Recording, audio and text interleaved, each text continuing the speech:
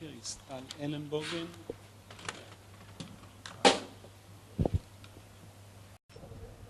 Okay, and Tal is going to talk about artificially colored nanostructured materials, color mechanisms, and applications. Okay, so thank you very much. First of all, I would like to apologize because in the original program you had a different title of my talk about strong coupling between excitons and nanoscale resonators. And I decided to change the talk, and I think this is more suitable for this time of day. So before I start, first of all, we were asked to present our lab. So we're the lab for nanoscale electro-optics at the Department of Physical Electronics, and we're interested in fundamental research of the interaction between light and matter at the nanoscale. And after we know the fundamentals, we're interested in developing devices out of that. So you can see a nice scheme of what we do in the lab. We start with the physical concepts that takes the physics of light-matter interaction at the nanoscale, trying to make it applied. This makes our physical concept. Then we go to analytical numerical evaluation, nanofabrication, and then optical, electrical measurements, and proof of concept. So this is ideally, but like everybody in research, we have all these annoying errors all the time taking us back to point one, and our main mission is to fight these errors and go forward toward the goal. But anytime we go back, at least we have a very good fundamental lesson. So we're happy anyway.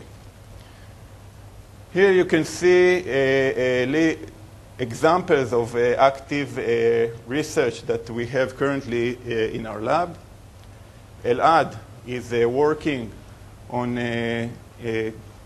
creating maybe applications of strongly coupled plasmon exciton polaritons. These are hybrid light-matter states at the nanoscale, formed between this strong coupling between excitons and plasmon on these nano resonators. These excitations share properties of light and matter. And this sharing of properties opens new possibilities to control them, make new switches, amplification devices, coherent radiation sources, and so on. Nadav here is working towards trying to build artificial nonlinear metamaterials, three-dimensional hopefully, and we're working to develop highly nonlinear metal structures and trying to stack them up in order to come up with a bulk artificial material with a good nonlinearity. Rani Ditkovsky is working on developing a new kind of nanowire laser, and these are formed from nanowires of gain material, and the challenge there is basically to reduce the threshold and to make them laze and even control the radiation, because these are sub-diffraction limited spots. So you have problems with the radiation or coupling of different nano elements into networks. Very interesting physics going there. Ori Avayo is working on using plasmonic structures. We can use them as highly local heat sources, as you've seen in some of the talks. So we're combining these local heat sources with different environments in order to reach to nice functionalities. And the last, Omri is working on plasmonic active and passive elements, linear active and passive elements, more like the stuff that you see here, you will see here today. So we just renovated our lab. This is how it looked like 5 months ago. And we started to renovate. And here you can see midway through the renovation and putting in optical tables. And here is a picture from the lab around 2 or 3 weeks ago. So we have equipment going into the lab. We have already experiments in the lab, and we are very happy with it. So now let's go to the talk. The talk is about colored nanostructures. So I'll show you two examples of nanostructures that give very drastic effect of color, and I'll show you what you can do with them. So first of all, let's start with why even talk about nanophotonics and color, basically because nanophotonics gives us very good tools to control the interaction between light and matter, and we've seen these things before today. So let's say we have a material, and it has a refractive index, a bulk material, and we shine light on this material, then we have some light going in and some light going back. And if we start and manipulate the refractive index just by a bit at the nanoscale and create this periodic or quasi-periodic patterns as we've seen today, we can eliminate light from propagating in this material. And this, again, as we've seen today, creates something which is called photonic crystals. So they can be one-dimensional, two-dimensional, three-dimensional. We can also create photonic quasi-crystals. Everybody knows that today. And then we can engineer band gaps in this material, which are places where photons cannot propagate. When photons cannot propagate, it gives color to the material. And here we can see another example of beetle. Not only butterflies, also beetles use these mechanisms. So this beetle doesn't have any chromophore on its back for this nice yellow color. It has this fine photonic crystal-like structure that reflects the yellow portion of the spectrum. So here you're seeing effects, color effects that come from a macroscopic or non-local effect. And now we will show you examples of a single nano-objects that give you very nice color effects. First, I will show you how you can use a unique kind of colored metamaterial to go from a static color filter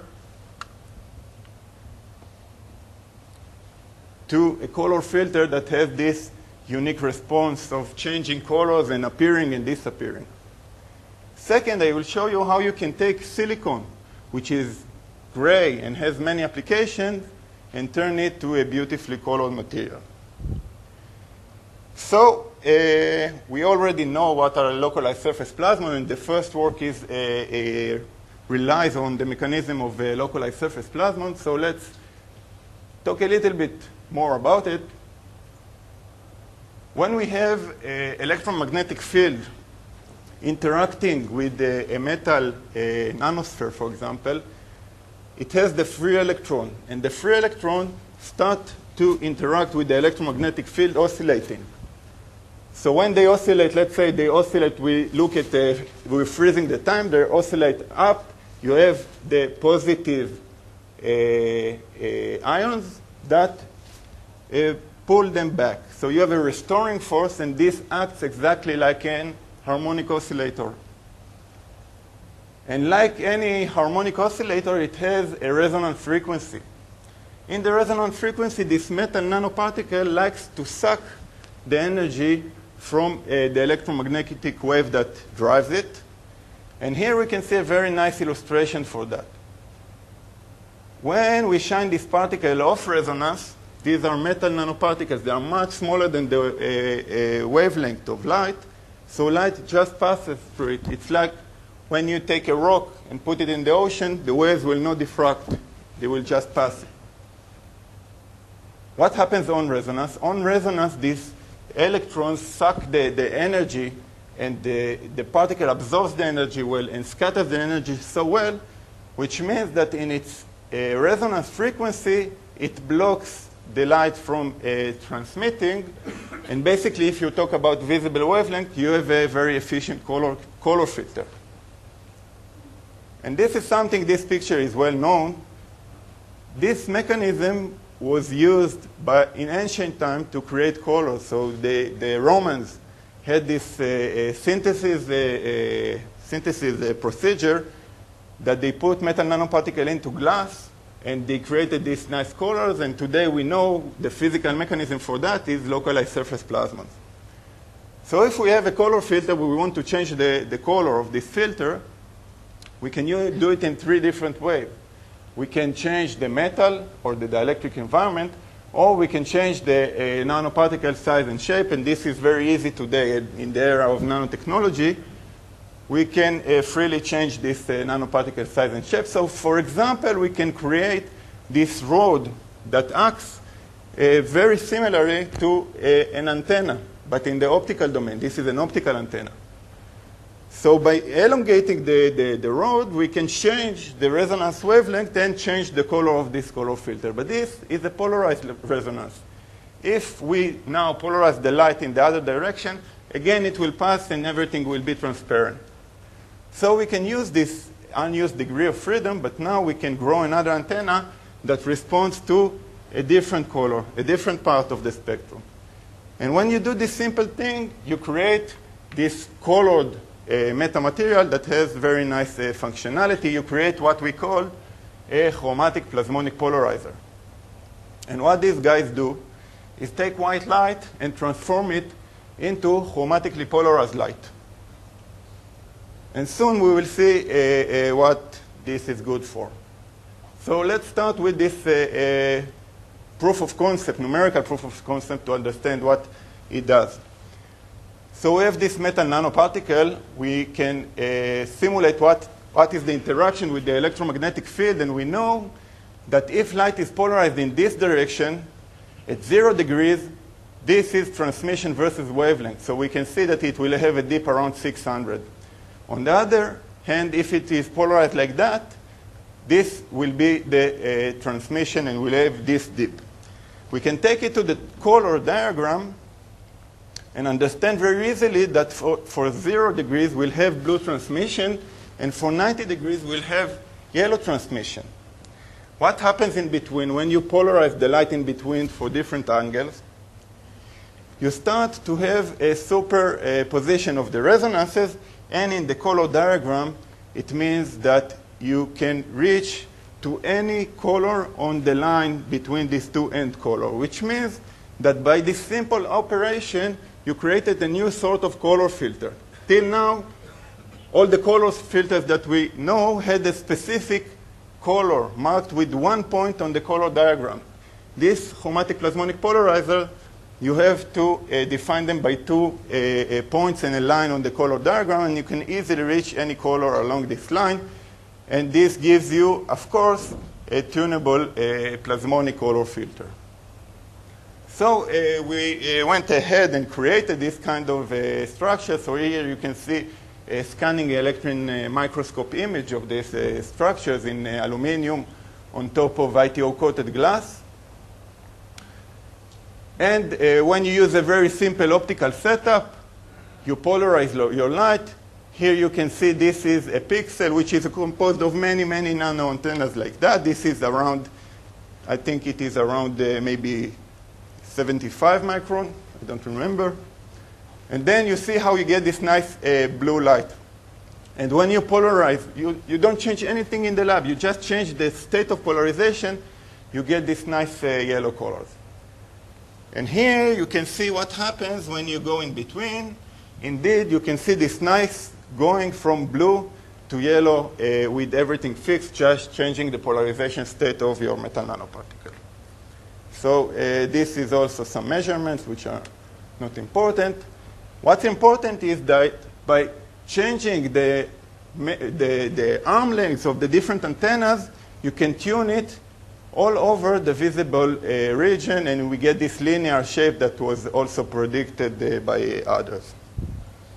So you have a very nice tool which can be linearly engineered, very good as a color filter, a new sort of color filter, a new sort of color pixel. But we don't have to use the uniform pattern. We can go to each nano antenna and put it the way we want to put it on the substrate. So maybe we can write something down. We wanted to write the LSP, which is the acronym for Localized Surface Plasmon. This is the mechanism for this color filter. In order to do that, we did a simple thing. We divided it to 2 regions, and in the letters, we simply rotated antennas by 90 degrees.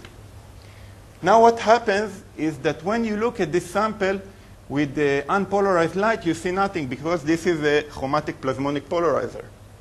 But as soon as you polarize your beam, you see this very nice writing emerges. Now what happens if you change the polarization state by 90 degrees? Then you get this interchange of color, and you get this nice switching color. More interesting is what happens when you change it to 45 degrees. Then everything disappears again. So this is exactly what gives you the behavior which you saw in the movie of a color tag that switches color and appears and disappears. And this is why we call it metamaterial or metasurface, color metasurface, and you can have very nice applications. For example, you can tag dollar bills with that, or any kind of security application like that.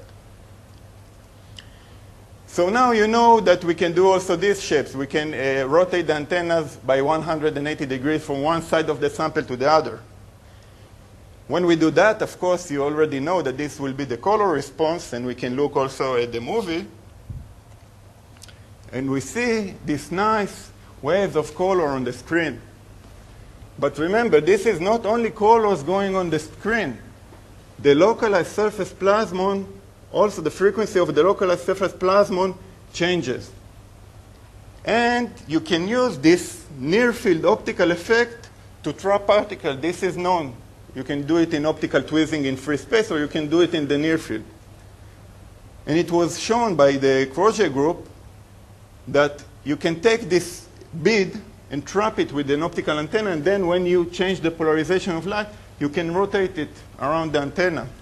Now we can take these smart surfaces and create something which can trap the particle, and by changing the polarization, you can drag it. So you transform optical polarization rotation to a mechanical force, tracking and dragging this particle. You can do all sorts of particle sorting and all sorts of applications for that. This thing is highly sensitive to polarization, so another nice application for that is polarization imaging. Polarization imaging is very important. You can detect cancerous tissues, and it has a lot of applications for determining the type of materials. So in order to show it, we wanted to image the edge of a plastic film. Why is that? Because plastic film is birefringent, meaning that if you shine it with a definite polarization, it will start to rotate the polarization. Usually, you want to just do that. You put your sample between 2 cross polarizers and shine it with light. And this is what you see when you do this experiment with a brightness beta. You see nothing, basically. You can change the angle of one of the polarizers, but with degrees, still you see nothing. So what can you do? You can shine it with more light. So you shine it with 5 times more light, and then you start to see something. You see that when the polarizers are cross-polarized, in there you have perfect extinction, and you see that the light, because of the polarization rotation on the plastic film, it goes through the other polarizer. In the 12-degree offset, you see some light passing through the air, less light passing through the plastic film, and basically you can make a set of measurements like that to understand what is the polarization function of your sample. What can we do with the CPP? So this is the chromatic plasmonic polarizer sample that we use because this gives a very good color contrast, and we are very sensitive. Our vision is very sensitive to color contrast. And now we place the sample between one polarizer and one chromatic plasmonic polarizer, and this is what you get. We put the chromatic plasmonic polarizer at 45 degrees, and here you can see a very nice effect. Light passing on the air side, you see you don't have any contrast at all. And when you look for light passing through the plastic film, you see easily that you have contrast. And the nice thing is that the illumination here is better. It's like the illumination here that you didn't see anything. Now when you change the angle by 12 degrees, you see very strong effect. You see very nice contrast on the earth side and no contrast in the plastic film. And this can give you a new bright field tool for polarization measurements. So now I would like to show you another example where the single nano object gives you a very strong color effect. So this is the case of silicon nanowires. So silicon is, of course, a very useful material. It is used in solar cells, transistors.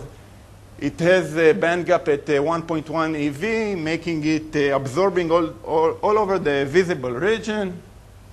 And if you polish it, it has a refractive index 3.5. This is much higher than air, so a lot of light is simply reflected. All over the visible region, you have about 30 to 40% reflection, which is not good if you want to have a solar cell. You lose a lot of light. So it was shown a few years ago by the Mazor group in Harvard that if you make a strong laser ablation of the surface, you create these strange nano and microstructures, and basically the silicon looks black, because it absorbs much better. And now I will show you how you can use nanowires to make this effect selective for color. And in order to understand that, there is a simple, very simple model that you need to understand. You have the incident light, you have the reflection from the facet, and you have the guided mode. This is all you need to know. And you have coupling between incident light to a guided mode in the silicon nanowire, and coupling from a guided mode in the silicon nanowire to the wafer. In order to have very good coupling, like in other cases, we want to conserve the momentum. If we want something to move in the same direction, we want to conserve the momentum, right? So momentum of photons is related to the refractive index, so we try to understand what is the refractive index in any of these cases. So in the silicon, the guided mode, it is partly in silicon, partly in air. The effective index will be between silicon and air. So now we can try and understand how it looks for different wavelengths. So we look at the mode of a nanowire, cross-section of the nanowire and the optical mode for different optical wavelengths for a nanowire of 45 nanometers. And we see that for the short wavelength, the mode is confined in the nanowire, meaning that the effective index is the index of silicon. When you go to longer wavelength, it is expelled outside, and here you see at the 650, most of the mode is in the air, meaning that the effective index is like the index of air. When we understand that, we can understand that the coupling, this coupling from incident light to the guided mode, the reflectivity will go down because you have better momentum matching. On the other hand, the coupling between the nanowire and the wafer will be better for a short wavelength, which means that this gives you an effective minimum. And the nice thing here, that this effective, you have a knob to control this effective minimum. The knob here is the radius of the nanowire. Changing the radius of the nanowire will change the guiding and will change the position of this minimum. And this is what was done here in this experiment at the lab, making forests of nanowires vertically standing with about 1 nanometer separation from one nanowire to the other. And you can see for different radii of the nanowires, you get actually different color effect, as I told you. And you can nicely see this also in the spectral image, that for different nanowires, you can tune it all over the visible spectrum. And even more nicely, you can see that this 40 to 30% reflection is broken, and you can force light to penetrate better into the silicon. And this is now used for creating solar cells and for hyperspectral imaging devices and so on and so forth. But you can say, okay, this is not the single nanowire effect. This is the effect of the array. You make here a photonic crystal, and this is what you do here. But to show you that this is not the case here, you can see these samples fabricated. where the effect is at the level of the single nanowire, here also for the color filter. And with this, I would like to summarize. So basically, we can use nanostructures, nanophotonics to strongly control, modify optical properties of material, control optical interactions, and in order to create better, smaller, and faster, and more efficient optical devices. And I show you 2 examples of color manipulations at the nanoscale. Thank you very much. Thank you very much. We have some time for questions.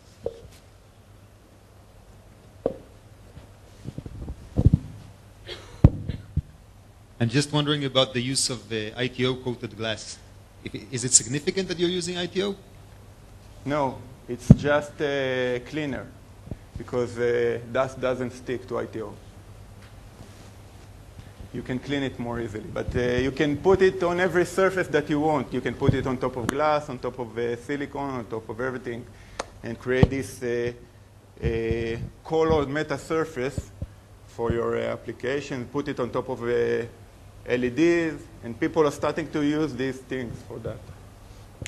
So, Tal, you mentioned that you just casually mentioned that you can use that for putting it on money or for general safety. Well, not safety, but anti-counterfeiting. Anti-counterfeiting. So, is anyone trying to do that with this technology at the moment, with this particular approach? I'm not doing it. I don't know if someone else is doing it. But basically, yes, you can mark everything with that. You can mark. Not in principle, in practice. In practice, I don't know of anyone who's doing it. Roy, Yoram, can you use the other? I mean, at 45 degrees, if I understand correctly, the 2 colors, you get no reflections, right? So can you use those the 45 degrees as 2 other axes for 2 other colors? So you will have possibly like an RGB color in one rotation? So unfortunately, we have only 2 orthogonal polarizations in, let's say, on a slice. So if you try to use the 45 degrees, you will have an effect on the other polarizations. So you might try to do something and create another dip, but now the effect, you will not have orthogonality anymore, and the color pixel will start to interact with each other, basically. So the dips won't be well defined. They will have maybe double humps and stuff like that. But you can go to 3 dimensions, then you have another degree of freedom.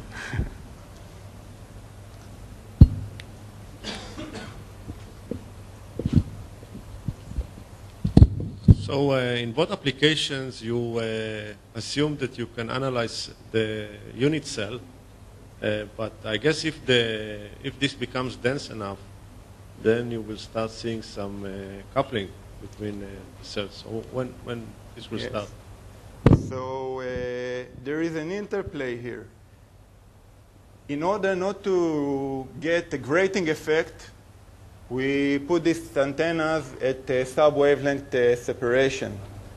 Then you don't have a grating effect. You have maybe, let's say, plane wave coming in, plane wave coming out. But if you put them too close, you start to have coupling. So it's like a dipole-dipole coupling. You have 2 dipoles. You start to put them closer, they start to couple. They have 2 hybrid states, like Tal showed us for a dipole and a molecular. Now you have a dipole and a dipole. They have antisymmetric, symmetric. So you cannot go too close together, then you'll start to have shifting. It's a matter of engineering. It's not... but you cannot make them really close apart. Then optically, you will have a continuous material, basically, or a coupled material. Okay, I'm tired running around, so last question. So it's actually two questions connected together. Would you think that it will be possible in the future to use them as contrast agents? And is it possible after the manufacturing of these nano antennas to align them differently in order to use them as contrast agent? I guess that if you are using them as contrast agent, they won't be aligned. So maybe you can apply an external force to make them align. So I think I should ask you this question because you are much more expert in this kind of things.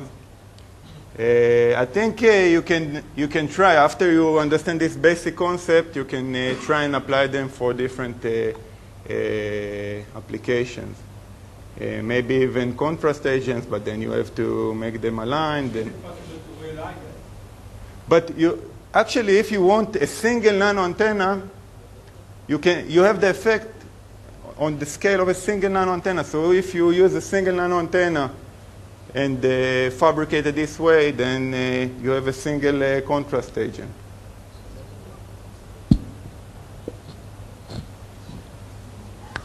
Maybe we'll talk about it later. Okay, thank you very much.